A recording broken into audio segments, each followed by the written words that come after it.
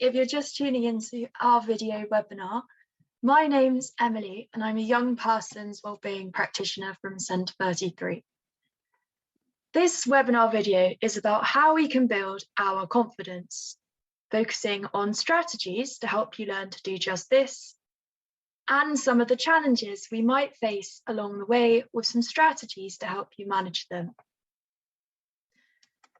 Some young people like to watch these videos at twice the speed to help them focus, but other young people might want to slow me down and pause the breaks to take some notes. So it's totally up to you how you'd like to use this resource.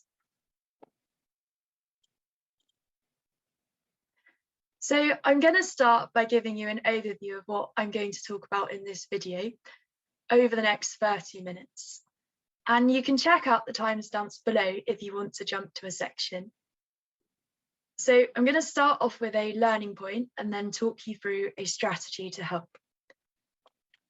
We're going to be starting by thinking about how we can build confidence and then look at how we can build self-acceptance. Next, we're going to think about how we can cope with criticism and the pitfalls of people-pleasing. We might then think about painful emotions such as shame that can impact our confidence. And finally, we're going to think about some tips for coping with failure. I'm then going to summarize the talk and give an overview of the things that we can do to improve our well-being and share some advice from other young people.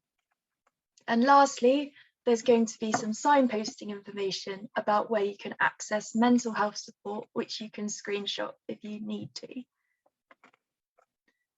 And last time we discussed self-esteem, how social media can impact our self-esteem and how we can recognize and respond to negative thought patterns.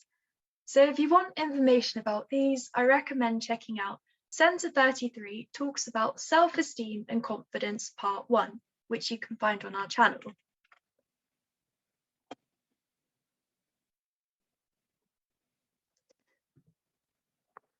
We can think of confidence as a home that we build for ourselves using bricks. When we go somewhere new, we might feel very vulnerable or anxious. So we need to build a new home, or what I'm going to refer to in this webinar as a confidence house. But when we do this, we're not starting from scratch, because every time we've stepped into the unknown and tried new things, we've felt vulnerable, we've made mistakes, and we've gotten through these to build confidence.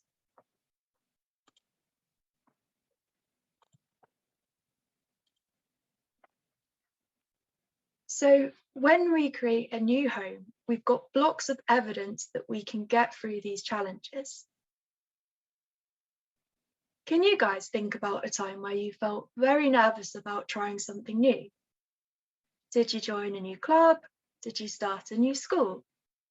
Did you speak to someone that you don't know? Did you remember how you felt? Do you feel more confident about that thing now? Have you built up some bricks towards it?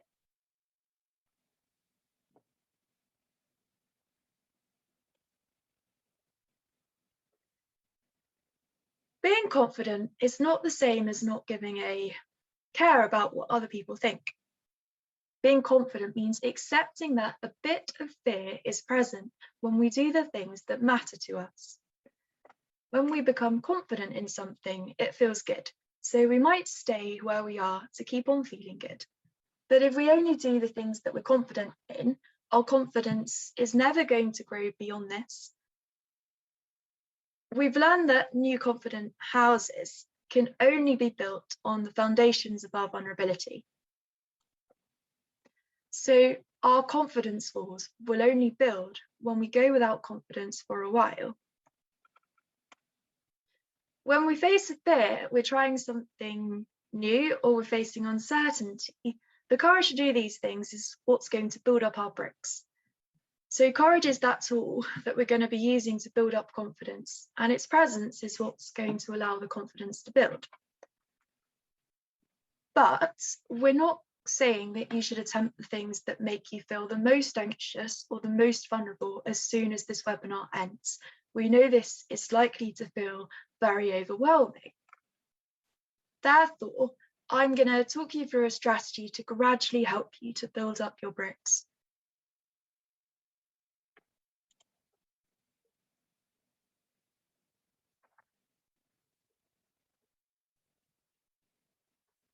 So we've learned that we do need to feel some vulnerability, something we know is uncomfortable to build up the confidence.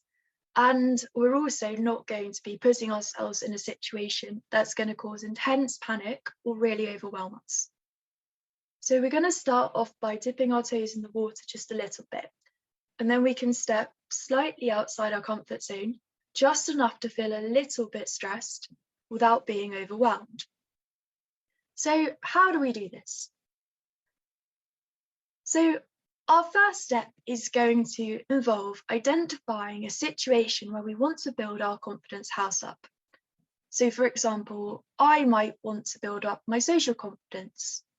So my goal is going to be to talk to people I don't know. So this is the foundation.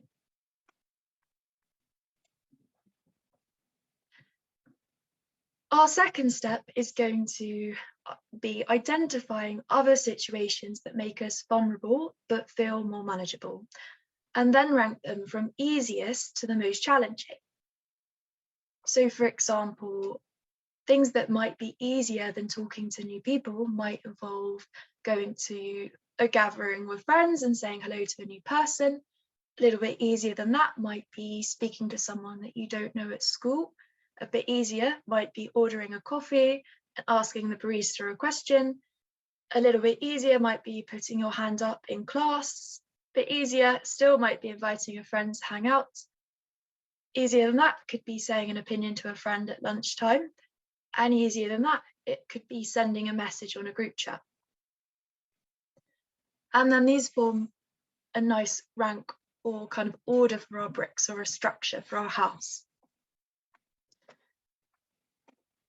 Next up, we're going to want to consider some rewards for each challenge, because research shows us that rewards will increase our motivation to feel vulnerable and make us more likely to repeat that behavior. And then we're going to want to start at the bottom, so the first brick layer with the most straightforward or the simplest brick or level. And we're going to repeat that as much as possible until we're feeling more confident.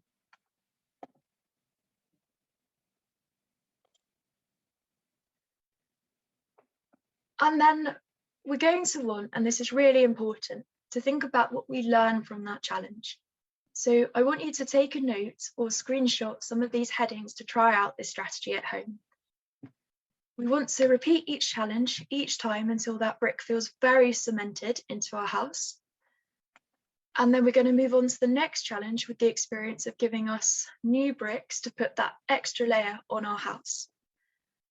And the aim of this strategy is to learn that we can tolerate our fear as confidence grows, that we can cope better than we think when we experience setbacks.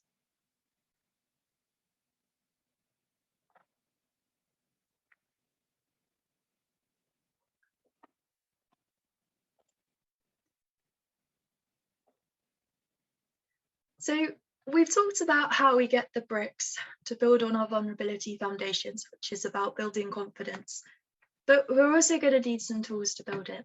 So the rest of our webinar video talks us through some extra tools which can help us along the way.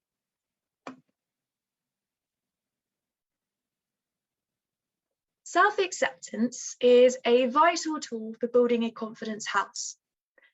Research shows that those who develop self-acceptance and self-compassion are less likely to fear failure, quit things, and feel more confident. But many people think self-acceptance means believing you're okay just as you are, and therefore you've got no motivation to achieve or to try things. But in reality, self-acceptance is not the same as becoming indifferent to what's going on around you, or accepting defeat when things do go wrong. Instead, it might mean trying new things if they're in your best interests. Likewise, it can mean not being hard on yourself when you're sad and engaging in self-hatred. instead using strategies to help you rebuild your bricks when something knocks them down. And if we don't have self-acceptance, we might find ourselves seeking frequent reassurance, we might feel trapped in our decisions, or we might not know how to stick up for ourselves.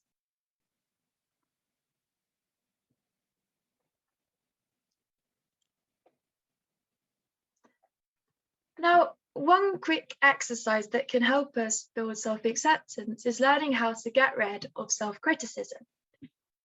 Naturally, we might find ourselves being harsh when we make mistakes, mess up, or fail, or attacking ourselves for feeling big emotions when we do experience failure. To overcome this, we might want to start off by brainstorming all the ways that we might criticize ourselves. And here are some examples that you can see on the screen right now. What words do you use to criticize yourself? What things do you criticize yourself for? E.g., appearance, schoolwork, friendships. What do you tell yourself after a failure? Do you feel shame towards yourself? What does your criticism focus on?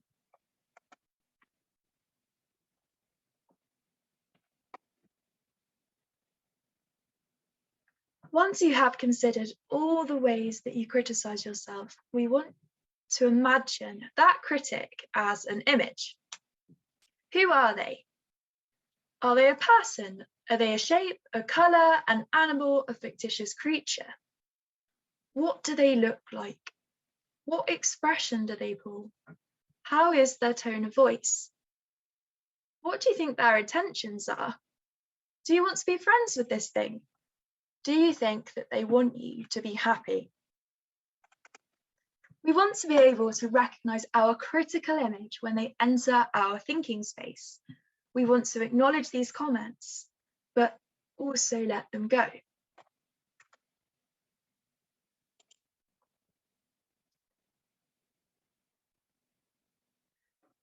When our critical image has lived rent-free in our confidence houses for many years, it's nearly impossible to remove them fully. We might keep on finding their things, so little like marks on the wall or traces that they've left behind. So our critical image will still speak to us from time to time. So what we need to do is to create a more helpful, kinder image who can respond to our inner critic. This is an image that wants the best for you and sees the harm that self-attack can cause. What does our compassionate image look like? Are they a human, animal, light, nature? Are they single or a team? Are they wise, compassionate, understanding, kind? Are they accepting? How do they talk to you? What voice would you give them? How does this compassionate image, what do they want you to know? What words are they saying? Think back to a time when someone showed you compassion. What would it feel like if you had access to that all of the time? And then a tip would be to try writing down 5 things that your compassionate image might say to you, so that you can look back on these when you need a coach to motivate you when you do experience a setback when trying out new things to build confidence.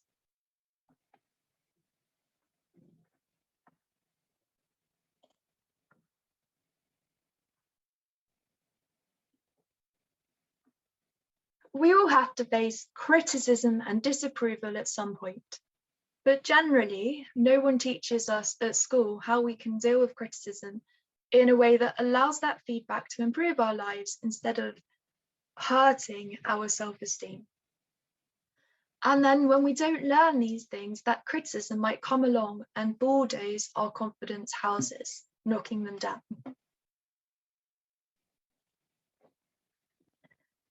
Firstly, it's important to understand the purpose of criticism and why it does hurt us so much. We can't tell you to just stop caring about what other people think of you. In fact, we're designed to care about how other people perceive us. Criticism can be a sign that we've fallen short of an expectation, and sometimes criticism can signal a risk of abandonment or rejection. Therefore, rejection naturally triggers our stress response, where our brains release cortisol and adrenaline, preparing our bodies to physically do something about it. Historically, rejection from our community threatened our survival, and even now we know that loneliness and isolation might affect our physical health. And so our brains keep triggering our stress response because they want to keep us safe in a group. And this discomfort from the rejection that we're feeling is there to keep us safe. It's something built into us for survival. So this is why it's normal to care so much. When we tell ourselves to stop caring what anyone else thinks, even if we feel a little bit better, this boost seems to go away again.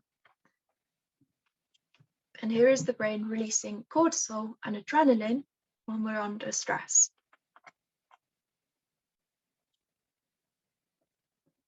So on to a strategy to help.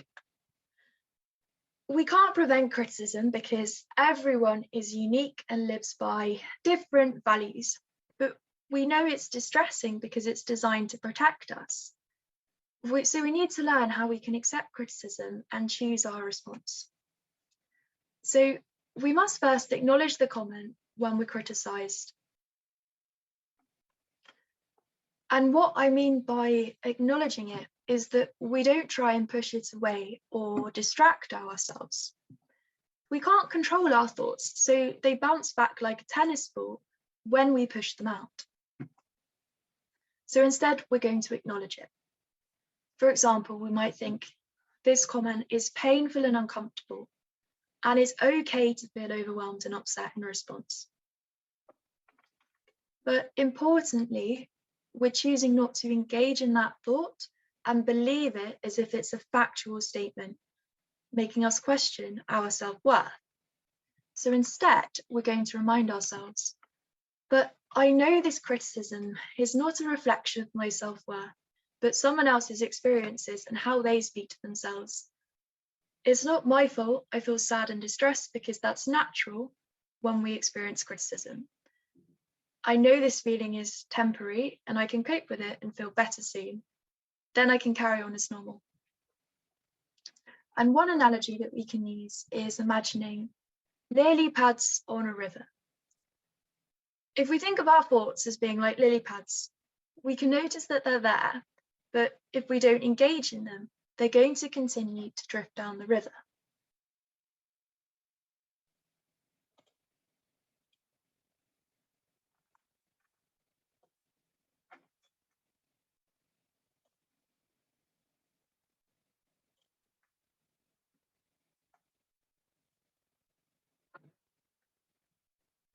Sometimes young people who experience bigger rejection sensitivity might feel quite dependent on a coping strategy that we call people pleasing. But this is like rebuilding your confidence house with straw once it's been bulldozed by criticism. So it's something that we might consider an unhelpful coping strategy. We can define people pleasing as a pattern of behavior where we constantly put all others before ourselves, even when this is bad for our own well-being or health.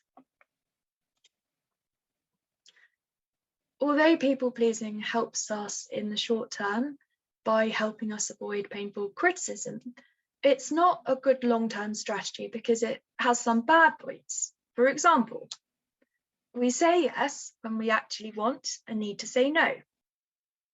We resent being taken advantage of, but we can't change anything to feel different. We still fear others not liking us because we could still make a mistake or upset someone. We feel we can't talk about our own needs and likes and dislikes.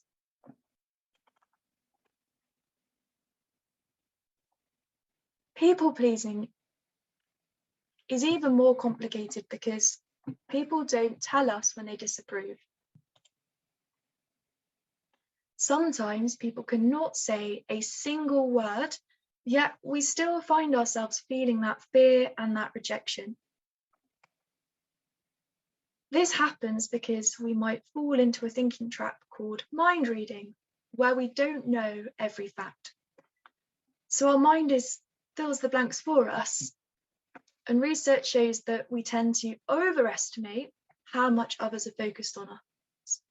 We're each the center of our own attention, so it's natural to think that other people focus on us too, when in reality, they're focused on themselves.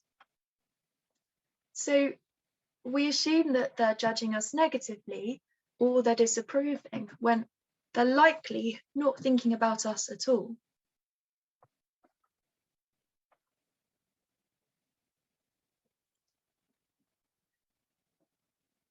So what's a good strategy for dealing with criticism, and how can we use this as an alternative to people pleasing? Well, the first strategy is about understanding people. It's about remembering why people criticize others. So I'm going to talk you through 2 possible reasons that people criticize. As humans, we often do something called egocentric thinking. This is where we naturally think that other people live out by the same values, they follow the same rules that we've set for ourselves.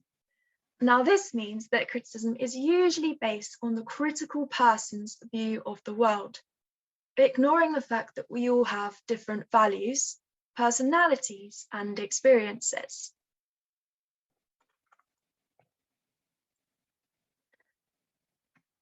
People who are highly critical of others tend to be quite critical of themselves too. It's often reflecting how they've learned to speak to themselves, and therefore it's unlikely to be a reflection of your worthiness, especially when their comments feel very personal. So we might want everyone to like us, but if everyone has their own unique ideas and views, we simply can't please everyone. Instead, we need to remember what criticism actually is. It's one person's idea that's tied up in a package with their own experiences.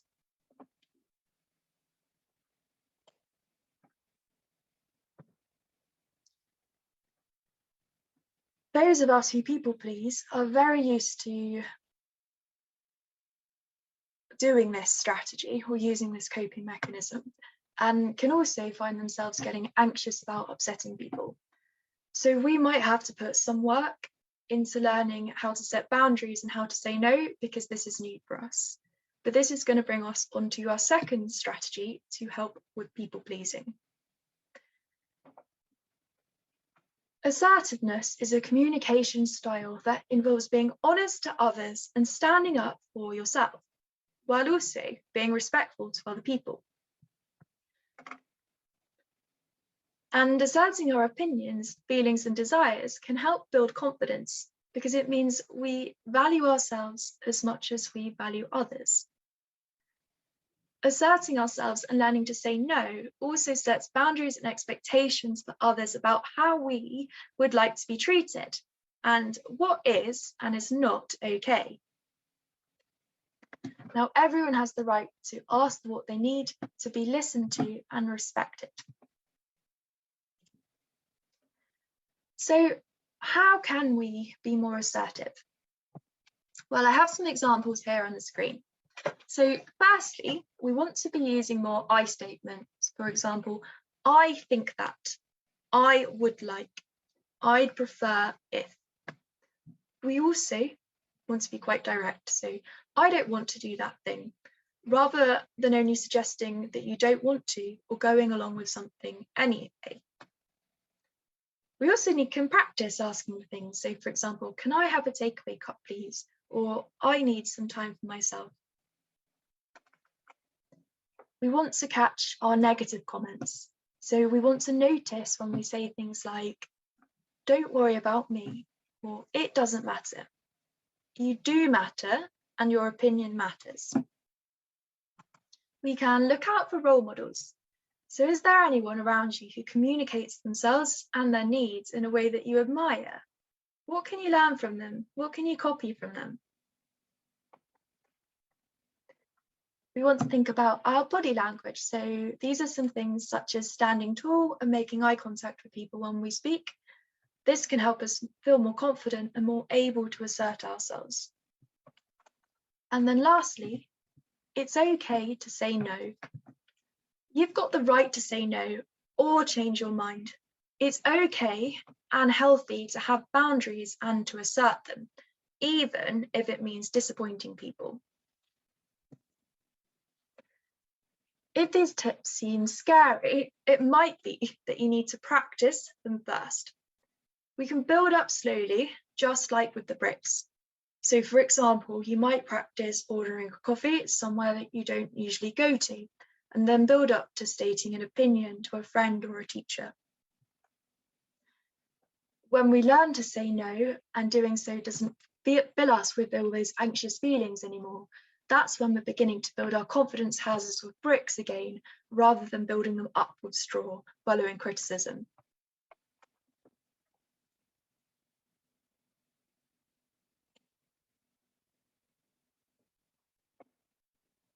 Our next learning point is about the emotion shame. When criticism or feedback is relevant to our behaviour, we might feel guilty, and that encourages us to correct our mistakes or make something better. But when we experience criticism that focuses on our personality or our sense of worth, we tend to feel this in the form of shame.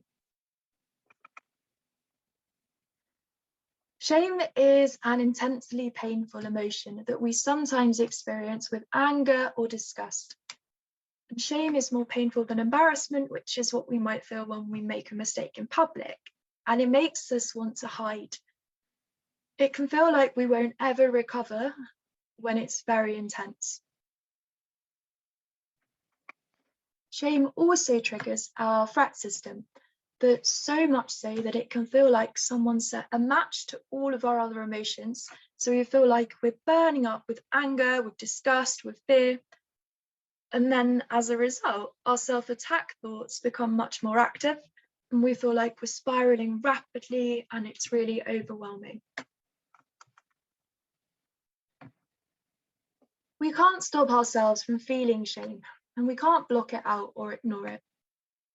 But if we get good at using a strategy to help us manage shame and cope with its intensity, then we're in an excellent position to keep on building our houses.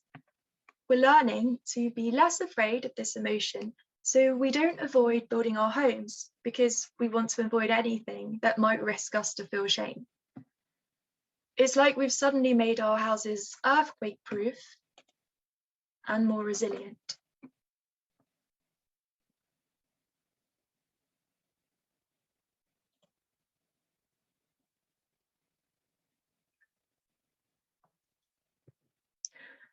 Therefore, I'm going to talk you through a strategy to help us cope with shame and manage our big, painful emotions. We've learned that criticism and shame triggers our stress response, and this can lead to big feelings of discomfort or pain. So when we start to notice that discomfort or pain, we want to first stop. Then we want to take a breath. Next up is over-observe. We want to observe how we're feeling. What emotion am I feeling? What am I responding to? What thoughts are racing through my head? Am I falling into a thinking trap, such as mind reading? How can I be curious about my emotion? Then it's P. We want to get some perspective.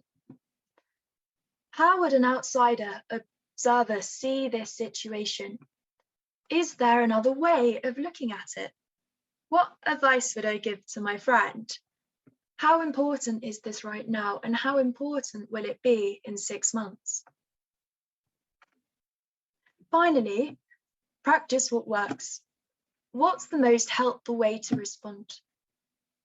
What can I do now that's in line with my values? What is best for me right now? Is my response in proportion to the situation? What will be the consequences of my action? So I want you to pause the video now and take a screenshot of the above table and have a practice go at the stop strategy. There's an example on the screen for you as well. Now, this is something that isn't very straightforward, and it's going to take a lot of practice to get the hang of as a skill, but it's worth persevering with. And it might be to begin with that we're able to fill in this table after that we've experienced a big emotion rather than in the middle of it. But as we become more aware of our emotions building and labeling them and recognizing them, it becomes easier to do this as we go through, and its shame starts to feel easier for us to manage.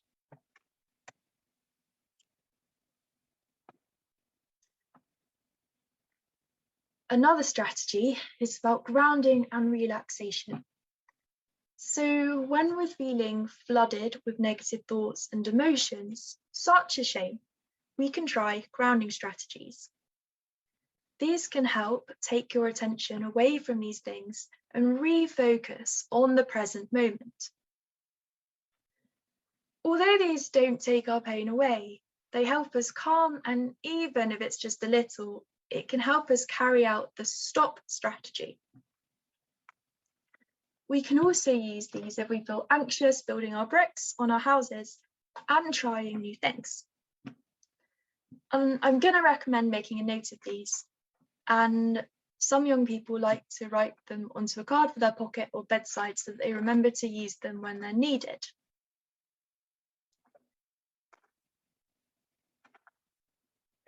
Our first activity is a senses exercise. So we're going to start off by looking around us, naming 5 things we can see, 4 things we can touch, 3 things we can hear, 2 things we can smell, and 1 thing that we can taste. And then repeating that a few times. Alternatively, we have another grounding activity called colour spotting. So this is where we're going to look around us and find patterns of colours. So we might find 3 things that are red, then 3 things that are yellow, 3 things that are green. We can get creative and we can choose whichever colours we want. Some young people like to use the colour spotting strategy because it's flexible and therefore it's easier to remember, and they can be quite creative with it. And others prefer the 5, 4, 3, 2, 1 because it's structured so that they know what to do. And then our last relaxation activity today is called box breathing. So what we will do is we will breathe in down the side of the box for 4 seconds. We're going to hold that breath for 4 seconds along the bottom. We're then going to breathe out up the side of the box for 4 seconds. And then we're going to hold that breath again for 4 seconds. And we're going to keep on doing this for a couple of minutes until we start to feel a little calmer. Some young people also find it quite helpful to draw out this box in front of them on a piece of paper over and over again, because it helps them keep their focus on the breathing that they're doing and away from that emotion.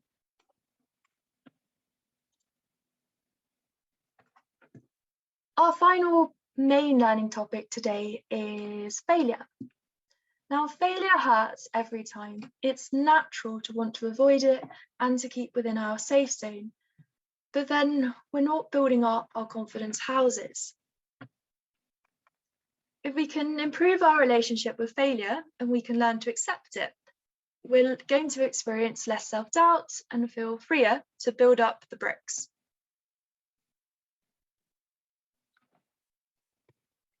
So the opposite of avoiding failure is accepting that it's part of growth and learning. So how can we achieve this? We can't convince ourselves that it's safe to fail and won't feel pain when we do. But all the strategies discussed in this video will help you build resilience towards failure. But we can also remember that anxiety makes us believe that we won't cope with failure, when the reality is that we're going to cope better than we expect.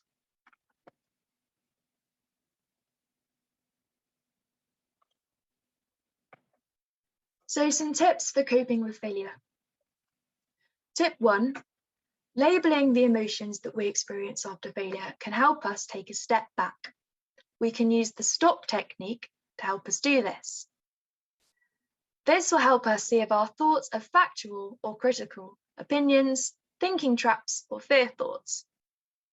Tip 2. We want to soothe ourselves through favourite activities, for example, drawing, cooking, music, and also use the compassionate other activity to allow us to be honest and show ourselves love and support. Additionally, spending some time with people that we're close to can also help. Tip 3, don't just look at what went wrong. When you're calmed, look at what went well. Be your own coach and learn from the experience. Tip 4, take your time and try again. We might fail again, we might make another mistake, but we've learned that we can cope with the worst this time. We've got through it. It won't feel as awful next time. Tip 5, it might be quite natural that you want to spend or don't want to, but end up spending the next 5 hours or days rehearsing the failure over and over again in your head. But each time that we do this, our stress response, we're triggering it again. So what we can do is try grounding strategies to help us bring our attention away from the overthinking and back to the present. We can also engage in activities that we value until we feel calmer. And once we're feeling calmer, we can then consider other perspectives, reflect on what we learned going forward, and then acknowledge the situation and carry on.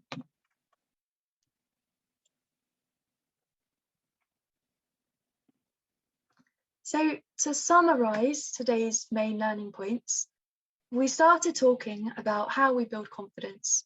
We've learned that trying new things is the key to building confidence.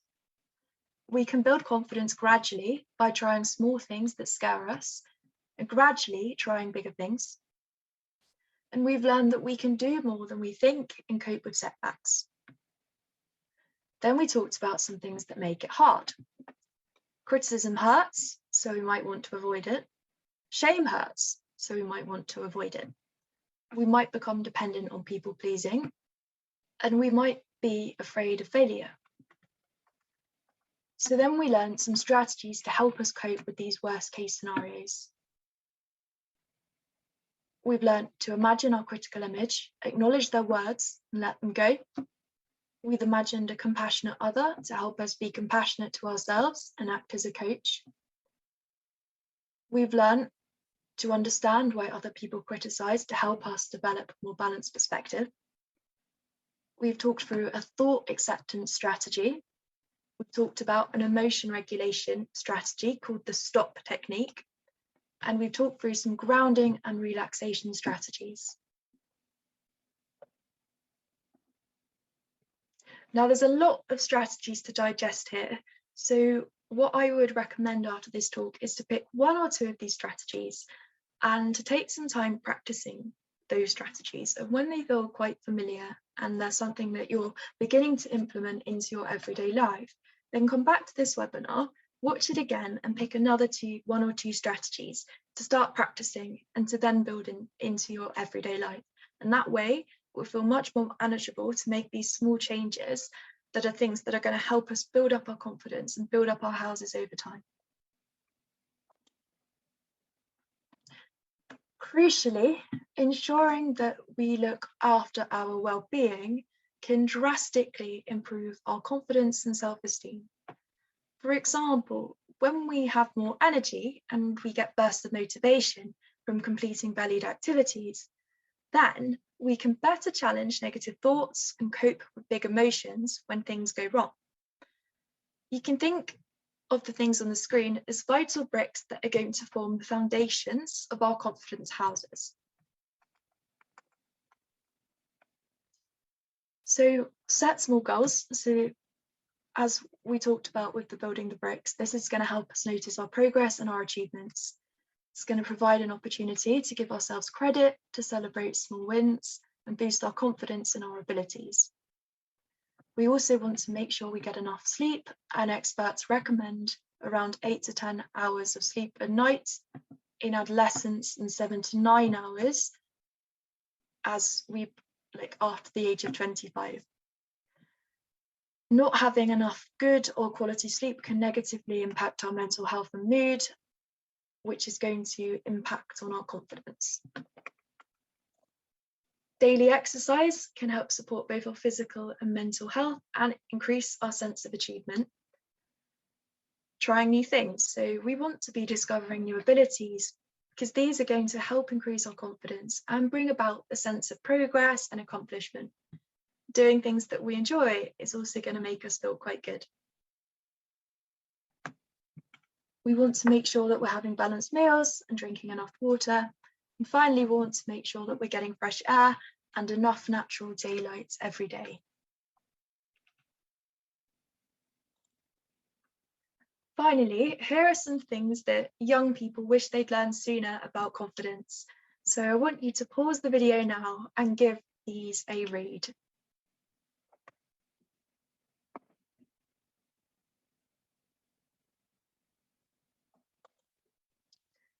If you need further support with your mental health, we'd encourage you to reach out to someone.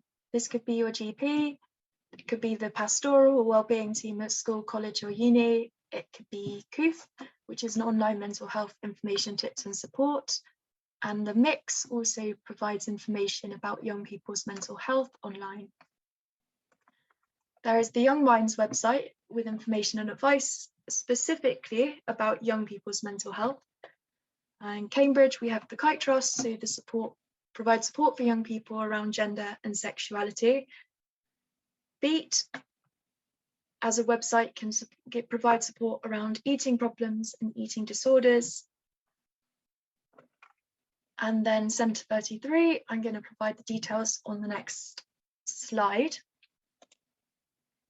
So you can always reach out to Centre 33 for support with practical issues or emotional needs, whether it's a one-off chat about something as and when you need it, or it's more ongoing support. We can help with a range of things, including mental health, housing, employment, money, sexual health, or young carers. And you can contact us Monday to Friday, 12 to 5, or Saturdays, 10 to 1, or leave us a message outside of these times. You can call, text, WhatsApp, or email.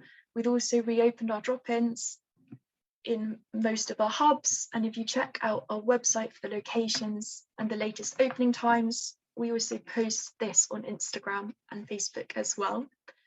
And if you scan the QR code on the screen, you'll get a link to the website and socials on your phone. So give us a follow to keep in touch.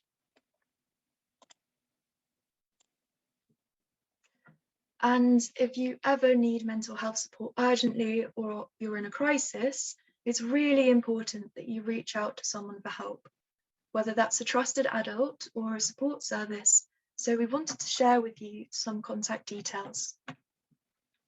I would recommend taking a screenshot of these and saving them into your mobile phone.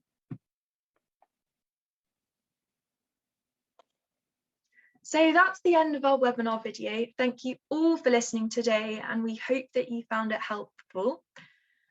And I would encourage you to subscribe to our YouTube channel to see the next videos in our webinar series as and when we release them. Thanks, bye.